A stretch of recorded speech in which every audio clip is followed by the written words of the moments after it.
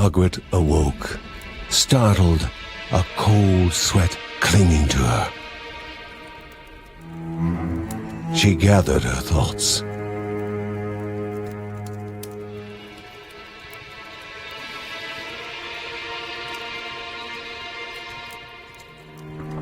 Aged wood creaked, echoing through the quiet rooms.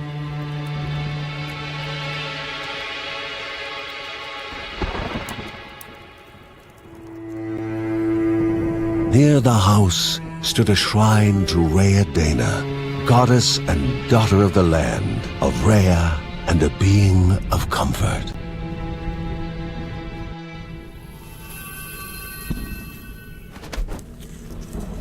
Margaret sought answers. But the goddess did not speak. There was only the faint whisper of something dark, something hungry.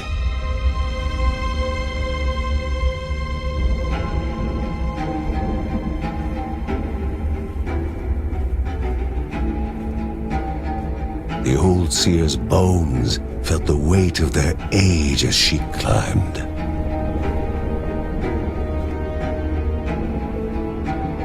The only thought on her mind, has it begun again?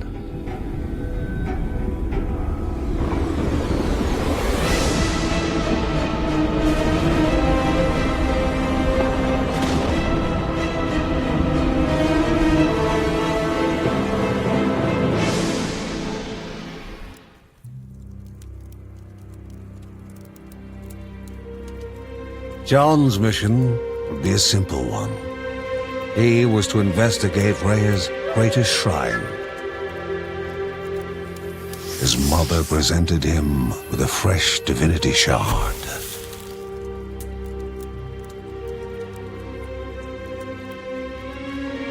From his brother came a newly sharpened sword.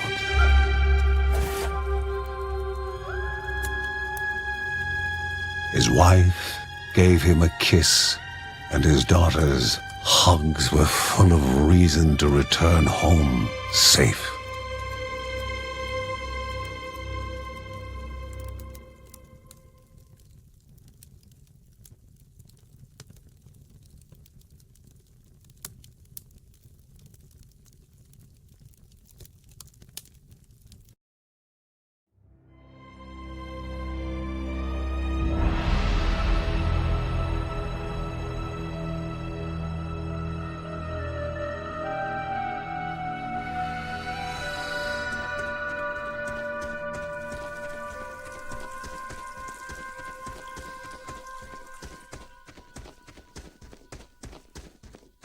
Rhea, a land long forgotten, a place of unimaginable beauty.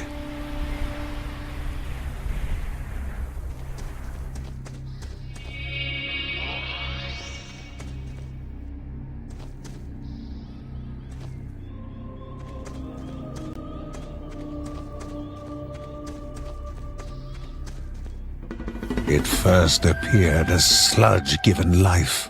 Slithering creatures, small and vile.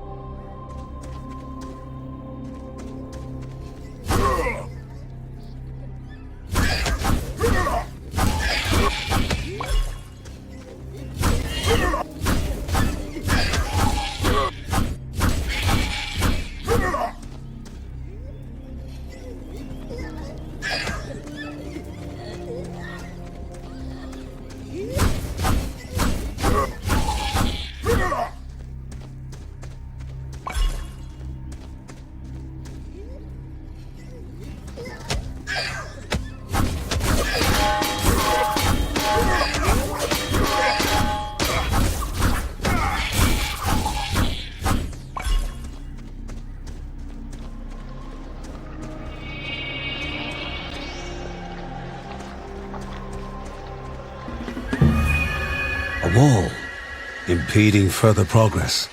A battle was certain.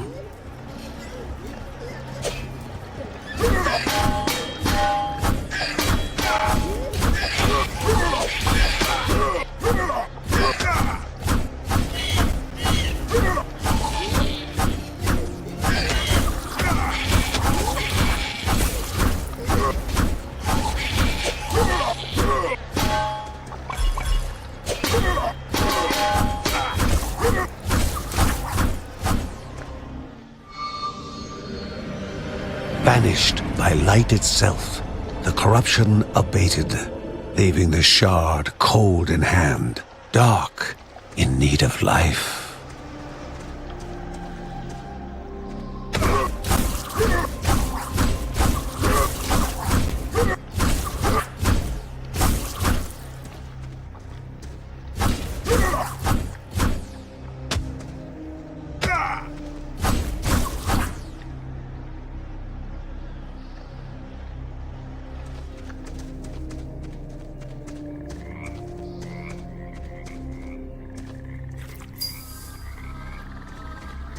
The shard grew warm, humming softly from the harnessed energy.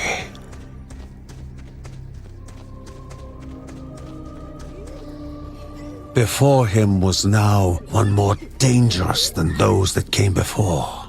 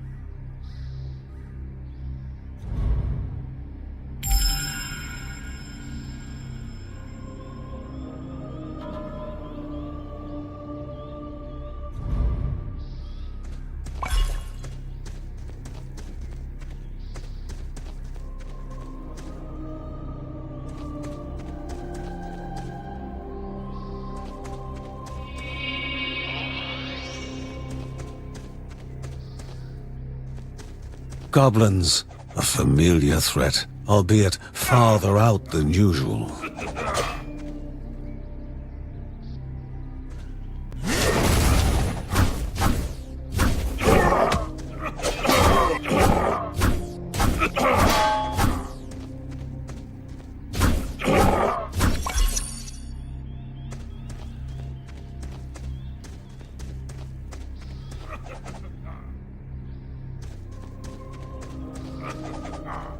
Inherently violent and ill-bathed, the goblins were an unfocused but constant threat.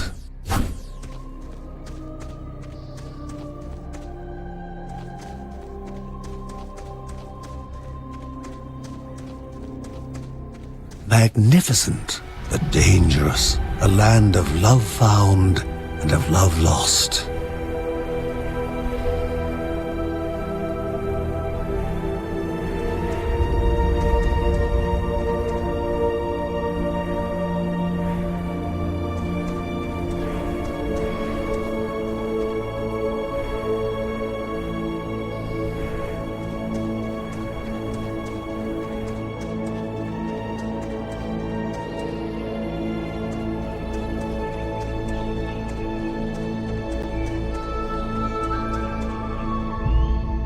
Before him was sacred ground, left untouched in days gone by.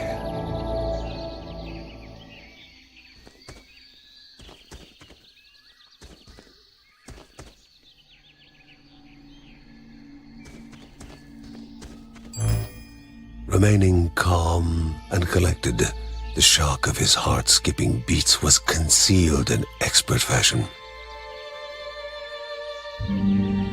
Before him stood Linda, his eldest daughter, with bow and quiver at the ready, determined to do her part.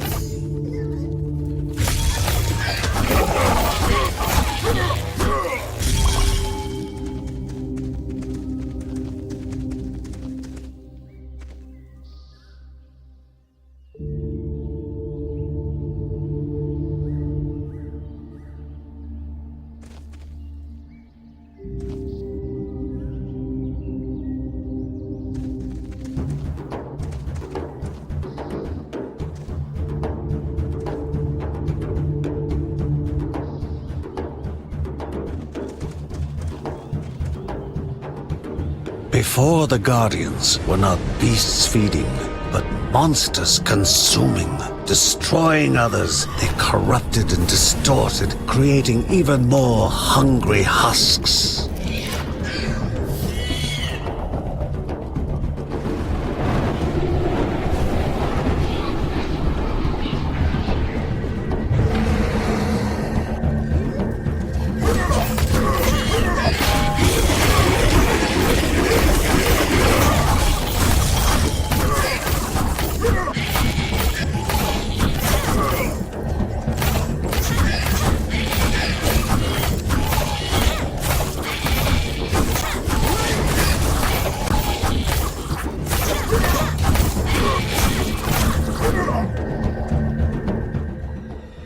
Both father and daughter gathered their thoughts, their hearts heavier than before.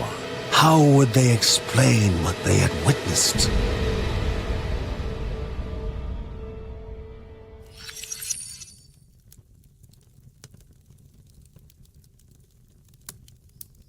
The ancient tree had been cut down. Together, father and daughter described the horror, the creatures dripping with decay that slithered into bodies stuck between life and death to bolster their ranks. Grandma Margaret confirmed what they all feared. It was the corruption, a cruel entity spoken of only with hushed voices, an ocean of darkness that flowed from the top of Mount Morta. And the Bergsons' duty was to stand against this devouring deluge of death. Kevin was also eager to do his part in the family's fight, especially when his older brother Mark was off somewhere. He was as much a guardian of their mountain home as any of them. She stood. If they were to reach the summit and destroy this evil, as the Bergsons of old had done in the past, they would need the assistance of the sanctuary.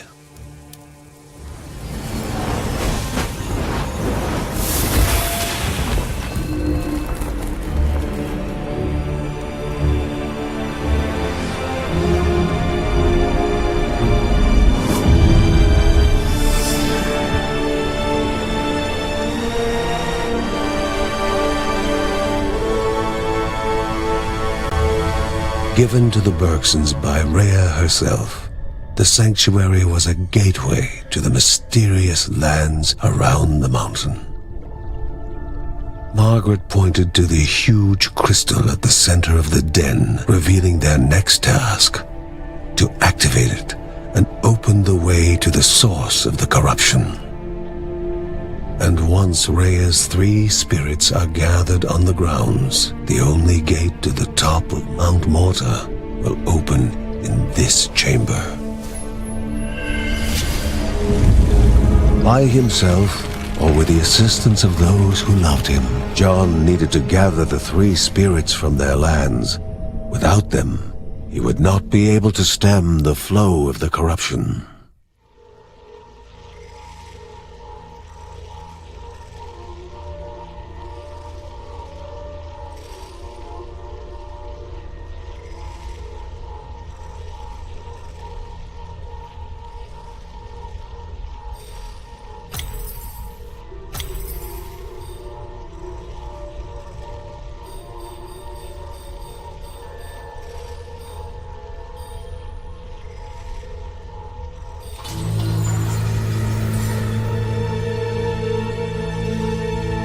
Celestial shard, chipped directly from the ancient crystal in the sanctuary.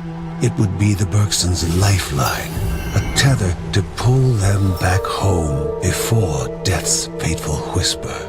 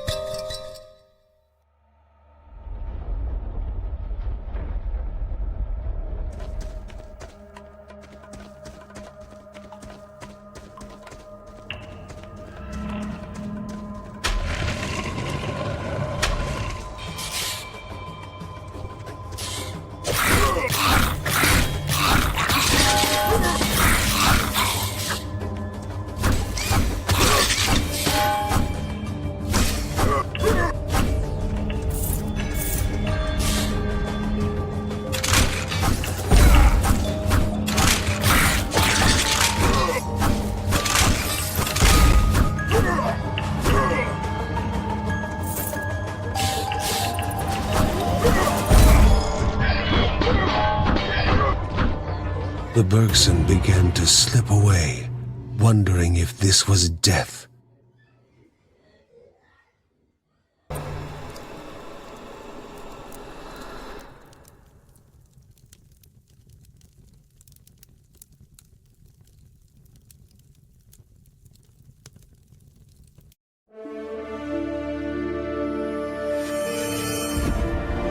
They gasped for air as the celestial shard brought them back, a sensation no hero could become accustomed to.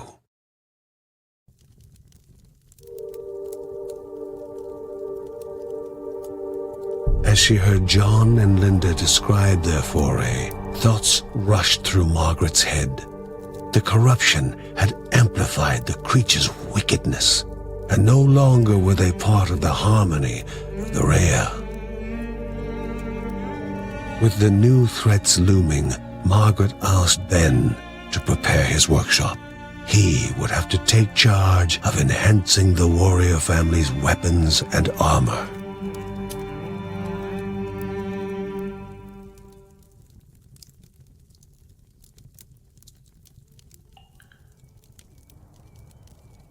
Uncle Ben reached out to the familiar warmth of the forge. If they were to reach the top of Mount Morta, their equipment would need to be of the highest quality.